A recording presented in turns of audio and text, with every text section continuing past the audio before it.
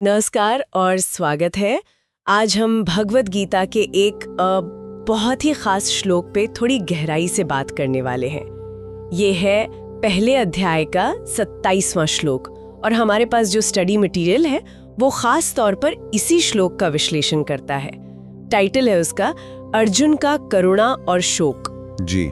तो हमारा मकसद है कि अर्जुन के मन में वो जो एक बड़ा मोड़ आया था ना कुरुक्षेत्र के मैदान में, जब भावनाओं का पूरा तूफान उठ खड़ा हुआ, उसको समझें। हाँ, बिल्कुल। और ये भी दिलचस्प है कि गीता में इतने सारे श्लोक हैं पर ये विश्लेषण सिर्फ इसी एक पे इतना फोकस क्यों है? शायद इसलिए कि ये वो चिंगारी है जिसने पूरे गीता के संवाद को एक तरह से जलाया। हाँ बिल्कुल। तो चलिए इसे परत दर परत खोलते हैं। आखिर ऐसा क्या हुआ उस एक पल में जिसने महाभारत के सबसे बड़े योद्धा को अंदर तक हिला दिया? माहौल को ठीक से समझने के लिए पहले लो मूल श्लोक सुन लेते हैं। 27वां श्लोक ये वो है जो संजय धृतराष्ट्र को सुना रहे हैं। श्वशुरांसु हृदश्चैव सेनयोरुभयोरपि तान् समीक्ष्य स कौन्तेय सर्वान् बन्धूनवस्थितान् कृपया पर्याविष्टो विषीदन्निदम् अब्रवीत। जी। तो जैसा हमारा स्रोत बताता है, ये पिछले श्लोक यानी 26वें की एक तरह से अगली कड़ी है। हाँ, जहाँ अर्जुन देख रहे थे अपने रिश्तेदारों को। बिल्कुल, जहाँ अर्जुन युद्ध भूमि में अपने संबंधियों को देख रहे थे। लेकिन यहाँ इस श्लोक में बात सिर्फ देखने से कहीं आगे बढ़ जाती है। सही है। श्लोक का पहला हिस्सा है श्वशुरांसु हृदश्चैव सेनयोरुभयोरपि। इसका मतलब हुआ कि अर्जुन ने अपने ससुरों को देखा, जैसे राजा द्रुपद, और अपने मित्रों को मतलब सुहृदों को। हाँ। कहाँ देखा? दोनों सेनाओं में। ये बात शायद छोटी लगे पर इस पर ध्यान देना जरूरी है ना? बिल्कुल जरूरी है। ये दोनों सेनाओं में शब्द ही इस लड़ाई की भयावह व्यक्तिगत त्रासदी को दिखाता है। अच्छा। अर्जुन के लिए वो युद्ध का मैदान बस एक जमीन का टुकड़ा नहीं रह गया था। वो उनके रिश्तों का, उनके अपनेपन का एक चौराहा बन गया था। दुश्मन कोई बाहर वाला नहीं था, बल्कि वही लोग थे जिनके साथ उनका जीवन जुड़ा था, जिनसे स्नेह था। सही बात है। ये कोई अजनबियों की लड़ाई नहीं थी, तो बिल्कुल घर का मामला बन गया था, जहां अपने ही अपनों के खिलाफ खड़े थे। बिल्कुल। और इसी एहसास के साथ श्लोक आगे बढ़ता है। तान समीक्ष्य स कौन्तेय सर्वान् बन्धूनवस्थितान्। यहाँ ये जो समीक्षा शब्द है, इस पर श्रोता काफी जोर देता है। हाँ, समीक्षा का अर्थ सिर्फ देखना या नजर डालना भर नहीं है। इसका अर्थ है भली भांति देखकर, मतलब गहराई से देखकर, अवलोकन करके पूरी स्थिति को उसके असली रूप में, उसके यथार्थ में समझकर। अच्छा, तो जैसे पहले शायद वो बस भीड़ देख रहे थे, पर अब हर चेहरा साफ दिख रहा है। बिल्कुल। ऐसा लगता है जैसे अब उन्हें हर एक चेहरा नजर आ रहा है, हर रिश्ते की डोर महसूस हो रही है। वो सच्चाई का सामना कर रहे हैं जैसे शायद वो तब तक अनदेखा करना चाह रहे थे। और फिर उन्हें कौन्तेय कहा गया है, कुंती पुत्र। हाँ। ये सिर्फ एक नाम नहीं है, ये उनकी पहचान है, उनकी विरासत, उनका क्षत्रिय कुल, उनके योद्धा होने का प्रतीक। एक तरह से याद दिलाया जा रहा है कि वो कौन हैं। अच्छा। लेकिन विडंबना देखिए, इसी क्षण उनकी ये पहचान, ये योद्धा वाली पहचान हिलने वाली है। हाँ, ये तो है। तो कौन्तेय कहने में भी एक तरह का वो विरोधाभास छिपा है, उनकी वीर पहचान और उनकी उस वक्त की भावनात्मक उथल पुथल के बीच। बिल्कुल सही कहा। और फिर सर्वान् बन्धून अवस्थितान्, उन सभी प्रियजनों को, सभी संबंधियों को युद्ध के लिए बिल्कुल तैयार, दृढ़ता से खड़े देखकर। कोई हिचकिचाहट नहीं उनमें? नहीं, कोई नहीं। सब तैयार हैं मरने मारने को। श्रुत के मुताबिक यही वो पल है जब युद्ध की असलियत, उसकी अंतिम और भयानक सच्चाई अर्जुन पर जैसे बिजली की तरह गिरती है। अब ये कोई सिद्धांतों की लड़ाई नहीं रही, ये तो साक्षात अपनों का विनाश है जो सामने खड़ा है। समझ गई। तो समीक्षा मतलब सिर्फ आंखों से देखना नहीं, बल्कि मन और आत्मा से उस कठोर सच को, उस विनाश को महसूस करना। हाँ बिल्कुल। और फिर आता है वो हिस्सा जिसे श्रोत इस श्लोक का सबसे महत्वपूर्ण, सबसे निर्णायक मोड़ मानता है। यहाँ बात वाकई अर्जुन के मन की गहराइयों में उतर जाती है। जी। कृपया पर्याविष्टु, इसका मतलब है वे अत्यधिक करुणा या दया से भर गए। और श्रोत साफ करता है कि ये कोई साधारण दया भाव नहीं था जो हमें किसी दुखी को देखकर आ जाता है।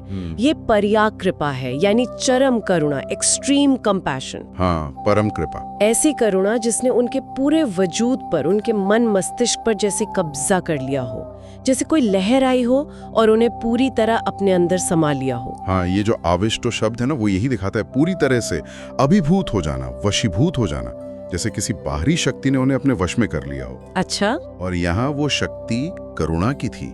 और स्रोत ये भी रेखांकित करता है कि अर्जुन का जो स्वाभाविक वीर भाव था, एक योद्धा का जो जज्बा होता है, कर्तव्य बोध होता है, हाँ, वो योद्धा वाला भाव। जी, वो योद्धा वाला भाव, वो इस तीव्र अनियंत्रित करुणा के सैलाब में पूरी तरह डूब गया। स्रोत कहता है, वीर भाव पूरी तरह से इस करुणा के नीचे दब गया। कई लोग सोच सकते हैं कि शायद अर्जुन यहाँ सिर्फ डर रहे थे, मतलब युद्ध की भयानक तस्वीर देखकर घबरा गए थे, लेकिन स्रोत तो करुणा पर इतना जोर दे रहा है। क्या ये वाकई सिर्फ करुणा ही है या ये डर का ही कोई मतलब छुपा हुआ रूप है? ये एक बहुत अच्छा सवाल है, बहुत महत्वपूर्ण सवाल है। लेकिन स्रोत की व्याख्या अगर देखें तो यहाँ डर का सीधा जिक्र नहीं है, जोर कृपा पर है, और वो भी पर्या यानी चरम सीमा पर।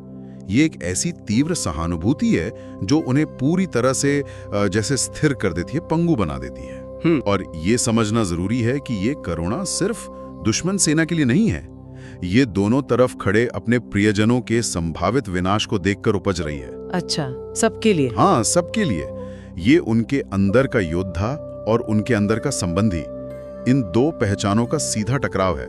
और इस वक्त संबंधी वाला पक्ष इस चरम करुणा की वजह से हावी हो गया है। अच्छा, तो ये डर से ज्यादा अपने ही लोगों के लिए उमड़ी एक असहनीय पीड़ा है, हाँ। जिसने उनके योद्धा धर्म को पीछे धकेल दिया। ये वाकई एक बहुत ही सूक्ष्म और गहरा मनोवैज्ञानिक चित्रण है अर्जुन का। हाँ, बिल्कुल।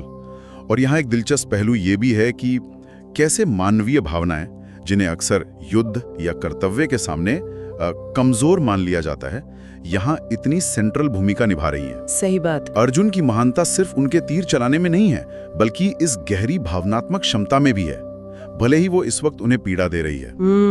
बिल्कुल। और इस चरम करुणा, इस भावनात्मक उफान का नतीजा क्या होता है?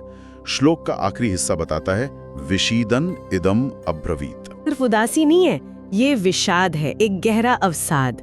स्रोत इसे शोक में डूबकर कहता है, जिसका मतलब है कि वो दुख इतना गहरा था कि वो उसमें जैसे गोते लगा रहे थे। बिल्कुल। और ये विषाद आया कहां से? स्रोत इसे सीधे तौर पर उस कृपया पर्या आविष्टों से जोड़ता है। अच्छा, सीधा कनेक्शन है। बिल्कुल सीधा। जब आप उन सब के विनाश की कल्पना करते हैं जिनसे आप इतना ज्यादा स्नेह करते हैं, तो वो जो चरम करुणा है वो स्वाभाविक रूप से गहरे शोक में बदल जाती है। ये कोई बनावटी भाव नहीं है, ये उस भावनात्मक स्थिति का बिल्कुल एक लॉजिकल मनोवैज्ञानिक नतीजा है। और फिर इदम अब्रवीत, और इस शोक में डूबे हुए उन्होंने ये वचन कहे। हाँ, यहीं से वो संवाद शुरू होता है जिसके लिए भगवद गीता जानी जाती है। अर्जुन की चुप्पी टूटती है, लेकिन वीरता की हुंकार से नहीं, बल्कि विषाद और शंका से भरे शब्दों से। एकदम। ये वो बिंदु है जहां शिष्य गुरु के सामने अपनी दुविधा रखता है, अपना दिल खोलकर रख देता है। एकदम। ये श्लोक महज एक घटना का वर्णन नहीं कर रहा है, बल्कि ये एक पूरी मनोदशा का, एक पूरे मानसिक माहौल का निर्माण कर रहा है। ये उस स्टेज को सेट कर रहा है जिस पर गीता का महान नाटक खेला जाएगा। तो इस सब का निचोड़ क्या निकलता है अगर हम इस पूरे श्लोक को एक साथ देखें तो? स्रोत के अनुसार ये अर्जुन के पूर्ण कायापलट का क्षण है, एक ट्रांसफॉर्मेशन का मोमेंट। हाँ, बिल्कुल। वो कुरुक्षेत्र में एक अजय योद्धा के रूप में आए थे, इसमें कोई शक नहीं। लेकिन इस एक श्लोक के अंत तक आते आते वो एक ऐसे व्यक्ति में बदल जाते हैं जो अपने ही कुल के संहार के विचार से चरम करुणा और गहरे विषाद में डूबा हुआ है। उनकी वो धनुष बाण वाली पहचान जैसे कहीं पीछे छूट गई है। बिल्कुल। इस क्षण का महत्व बहुत गहरा है और स्रोत इसे साफ करता है। पहला, ये अर्जुन के विषाद की पराकाष्ठा है, मतलब क्लाइमैक्स है। उनका दुख यहाँ अपने चरम पर पहुंच जाता है। अब इससे ज्यादा भावनात्मक टूटन शायद मुमकिन नहीं थी उस वक्त। अच्छा। दूसरा, ये उस मानसिक और भावनात्मक पृष्ठभूमि को तैयार करता है जिसकी वजह से वो युद्ध करने से मना करेंगे और श्री कृष्ण से मार्गदर्शन मांगेंगे। हाँ, अगर वो इस पॉइंट तक नहीं पहुंचते, हाँ, अगर अर्जुन इस चरम बिंदु तक नहीं पहुंचते, तो शायद वो सवाल ही नहीं पूछते जिनके जवाब में गीता का पूरा ज्ञान प्रवाहित हुआ। सही बात है। यहाँ ये समझना महत्वपूर्ण है कि कैसे ये एक श्लोक मानवीय अंतर्द्वंद की, इनर कॉन्फ्लिक्ट की पूरी गहराई को अपने अंदर समेटे हुए। ये सिर्फ एक पुराने युद्ध का किस्सा नहीं है, ये आज भी उतना ही प्रासंगिक है। हम सब कभी न कभी ऐसी स्थितियों का सामना करते हैं जहां हमारा कर्तव्य या हमारी भूमिका हमारी व्यक्तिगत भावनाओं से, हमारे स्नेह या हमारी सहानुभूति से टकराती है। हाँ बिल्कुल। रोजमर्रा की जिंदगी में भी होता है ऐसा। बिल्कुल, और ये उन क्षणों से भी जुड़ता है जब जीवन का कोई बड़ा संकट हमें अपनी मान्यताओं पर सवाल उठाने, गहरे अर्थ तलाशने या किसी उच्च शक्ति से दिशा मांगने पर मजबूर कर देता है। अर्जुन का ये विषाद सिर्फ उनकी कहानी नहीं है, ये मानवीय स्थिति का, ह्यूमन कंडीशन का एक यूनिवर्सल प्रतिबिंब है। जब हम अपने सबसे अंधेरे क्षणों में होते हैं तभी शायद रोशनी की सबसे ज्यादा जरूरत महसूस होती है। बिल्कुल, ये सिर्फ कहानी में एक मोड़ नहीं है, ये एक व्यक्ति के अंदर चल रहे मनोवैज्ञानिक और आध्यात्मिक मंथन की शुरुआत है, जिसकी गूंज सदियों बाद भी सुनाई देती है। सही कहा। तो संक्षेप में कहें तो भगवद गीता का ये 27वां श्लोक 1.27 वो निर्णायक क्षण है जहां अर्जुन भावनात्मक रूप से एक तरह से टूट जाते हैं। हाँ, ब्रेकिंग पॉइंट कह सकते हैं। हाँ, ब्रेकिंग पॉइंट। चरम करुणा और उससे उपजा गहरा शोक उनके क्षत्रिय धर्म और योद्धा कर्तव्य पर हावी हो जाते हैं। उनका गांडीव उनके हाथों से सरकने लगता है और वे लड़ने की इच्छा और क्षमता दोनों खो बैठते हैं।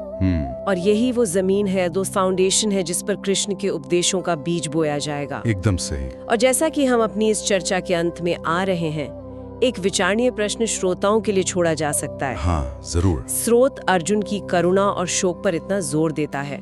आमतौर पर युद्ध से पीछे हटने को या हिचकिचाने को कायरता या कमजोरी की निशानी समझा जा सकता है। हाँ, अक्सर ऐसा ही देखा जाता है। लेकिन अगर हम अर्जुन की स्थिति को, इस चरम अभिभूत कर देने वाले करुणा को सिर्फ एक कमजोरी की तरह न देखें, बल्कि उसे एक गहन और वास्तविक मानवीय भावना के रूप में स्वीकार करें, तो श्री कृष्ण के साथ होने वाले उनके संवाद की हमारी समझ कैसे बदल सकती है? अच्छा सवाल है। जब धर्म, कर्तव्य और संघर्ष जैसे भारी भरकम शब्दों को इस तीव्र व्यक्तिगत पीड़ा और सहानुभूति के चश्मे से देखा जाता है, तो क्या ये हमें उनकी प्रकृति के बारे में कुछ नया सिखाता है? शायद ये हमें सोचने पर मजबूर करता है कि धर्म का पालन सिर्फ नियमों का पालन करना या सिर्फ वीरता दिखाना नहीं है, बल्कि इसमें मानवीय भावनाओं की जटिलताओं और उनके अंतर्द्वंद्वों का भी स्थान है। इस पर विचार करना शायद हमें गीता के संदेश को और गहराई से समझने में मदद करे। बिल्कुल, एक बहुत ही गहरा विचार है ये सोचने के लिए।